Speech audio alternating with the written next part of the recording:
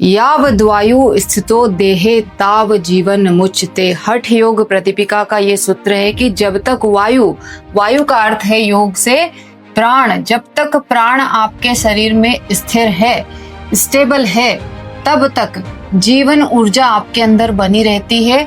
और जहां ये प्राण अनस्टेबल हुआ, अस्थिर हुआ, वहीं से आपके इस शरीर का नाश होना या फिर डीके होना या फिर क्षय होना शुरू हो जाता है। यानी कि आप मृत्यु की तरफ अचानक नहीं बढ़ते, धीरे धीरे बढ़ते। और किस कारण बढ़ते हो? इस प्राण की इंस्टेबिलिटी के कारण।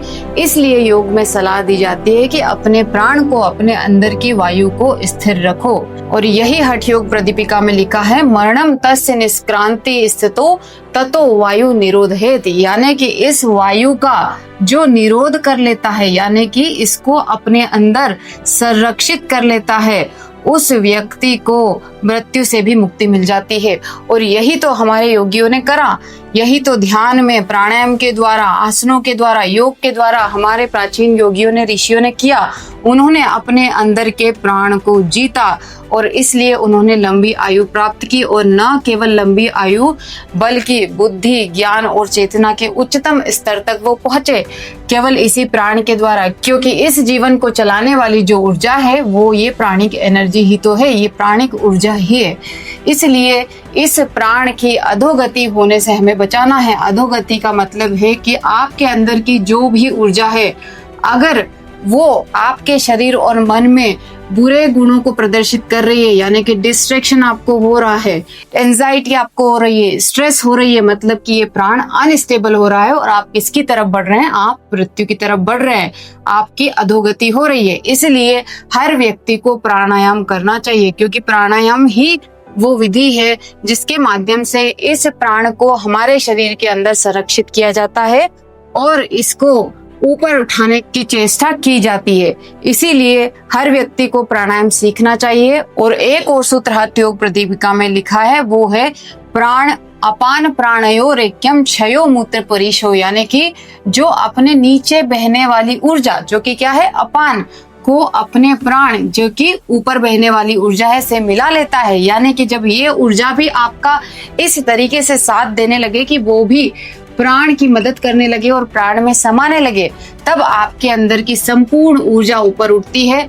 और इसी को सुषुम्ना का जागरण कहा गया है।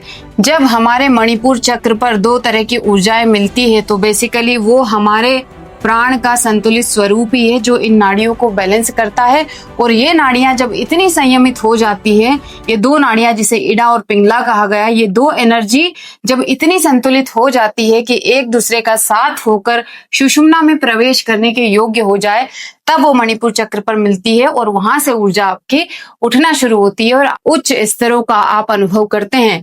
तो इसीलिए हम सभी को जीवन और मृत्यु को अगर समझना है तो हमें अपने अंदर के प्राण को समझना होगा। और इसीलिए मैंने 2 दिन का वेबिनार चलाया है, जहां पर हम न केवल प्राण को समझेंगे बल्कि चक्रों को समझेंगे, अपने अंदर की ऊर्जा को समझेंगे, अपने अंदर के गुणों को समझेंगे, स्वभाव को समझेंगे और ये समझेंगे कि उनके अनुसार हमें किस तरह की योगिक क्रियाएं, योगिक प्रैक्टिसेस अडॉप्ट करनी चाहिए। 30 और 31 मई को ये मेरा वेबिनार हो रहा है, जिसकी फीस मात्र 171 रुपीज है। इस वेबिनार का नाम है गुण बोध, यानी कि अपने अंदर के गुणों का बोध कर लेना। और ये कितनी बड़ी जागरूकता है कि जब आप अपने अंदर के गुणों को जानते हो, जब आप अपने आप को जान लोगे, समझ लोगे, तो बेटर तरीके से अपनी लाइफ को गाइड भी कर पाओगे।